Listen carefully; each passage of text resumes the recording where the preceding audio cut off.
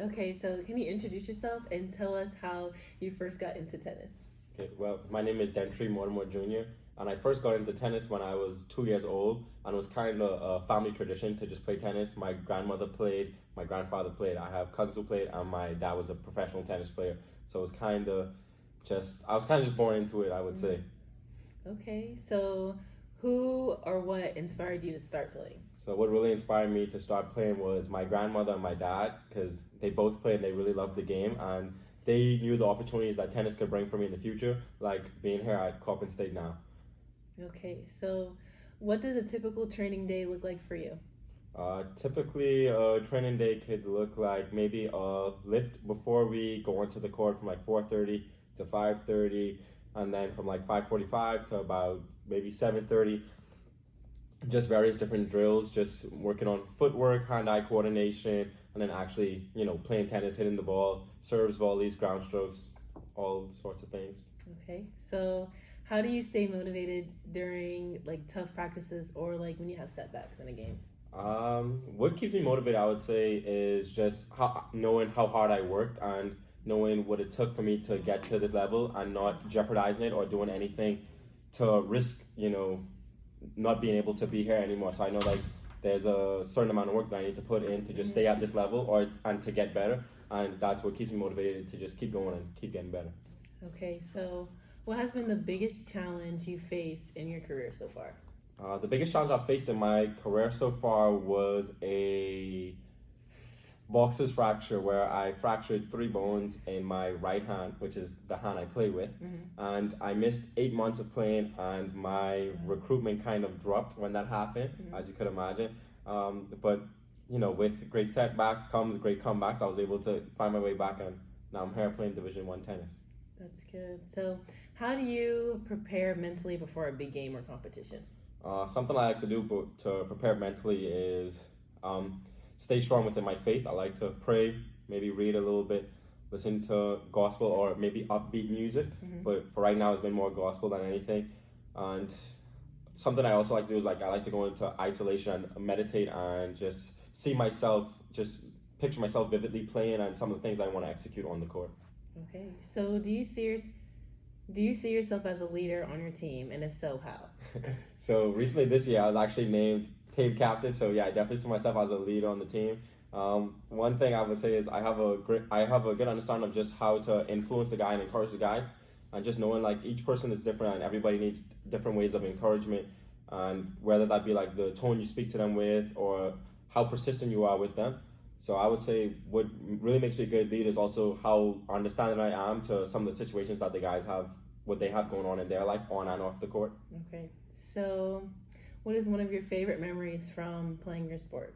One of my favorite memories from playing my sport was probably traveling to El Salvador for World Under 16 Championships, where I got to represent my country, the Bahamas, and I came out winning 3 out of my 4 matches against some of the best under 16 tennis players in the world. Okay, so can you share a time when you had to overcome adversity in your game or in your season? One time I had to overcome adversity in our game or in our season was actually in our championships against Norfolk, where I started kind of slow and then I had to really ramp things up, and I was able to get ahead. And I think I just really did a good job of staying focused, staying determined, and remembering and trusting my coaches and all the work that I put in before. So I would say that really helped, and that always helps whenever I feel kind of down. I just take a step back and really just lock in. Okay, so where do you see yourself in the next 5 years, both in sports and outside of sports? So within sports in the next 5 years, I see myself hosting major tennis events back home in the Bahamas for kids, like summer camps, tennis tournaments, adult clinics, and just helping grow the game and helping put tennis in the Bahamas on the map, because we didn't always have that when I was growing up. So I want to go out there and give it back for the kids. Now, in terms of off the court, I do see myself I'm majoring in accounting, so maybe working somewhere, managing money, funds, or starting my own foundation for the kids back home where I can help them get scholarships to maybe get the opportunity that I have, like right now being here at Coppin. Okay, so how has being an athlete shaped you outside of sports? Outside of sports, I would say being an athlete definitely helped me to be more disciplined and confident in myself. as being an athlete, especially on this level, it takes a lot of discipline to get here. Not only to get here, but to stay here. And also with being an athlete, you do definitely have to have a bit of confidence, especially to be at such a level like this. Because if you get down on yourself, and with tennis being such a mental game, that's really an important part. Okay, so one of my last questions is, what's your favorite thing about competing? My favorite thing about competing is... Okay, so what's your team dynamic look like? Our team dynamic looks pretty good right now. I would say with all the guys being roommates with each other, we spend a lot of time. There's a lot of mandatory team bondings, but we often spend a lot of time, even of our own time, on with each other, just bonding. Getting to know each other a little bit better. We have various different backgrounds. All of us come from different countries, different continents. Even we have guys from India, Germany, Africa, Russia. So it's always going to be kind of tough, especially with the cultural differences, trying to understand each other, but we're able to put the differences aside and really just align our goals with each other, which help us to be better teammates to each other. Okay, and so what personal strengths have you developed through playing college tennis? Well, before coming to college, I don't think... so what personal strengths have you developed through college tennis? So before coming to college, I can definitely say I wasn't as confident or as understanding. And definitely the teamwork aspect of it. I wasn't a team player. I love to do things by myself, and I would carry a lot of the weight on my own. But now coming in college, where it's like now a team sport, where I played individual tennis almost my whole life, I think the biggest thing is understanding, like, now I have a team. I have guys that I can lean on and guys that need to lean on me.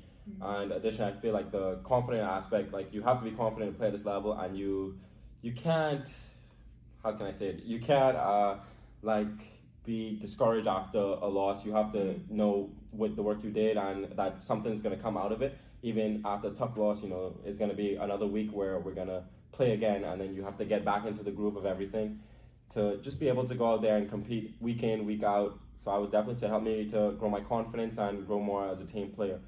Additionally, I would say overcoming adversity has also been a big one, whereas like 1 week you could play bad and then you could have the match of your life the next week.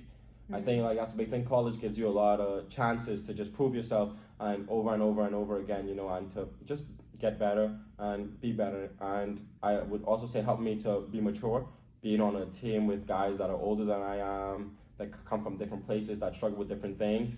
And it also made me open to these different things like that happened, and not just worry about myself, and just realize how much of a blessing that I have with my life also.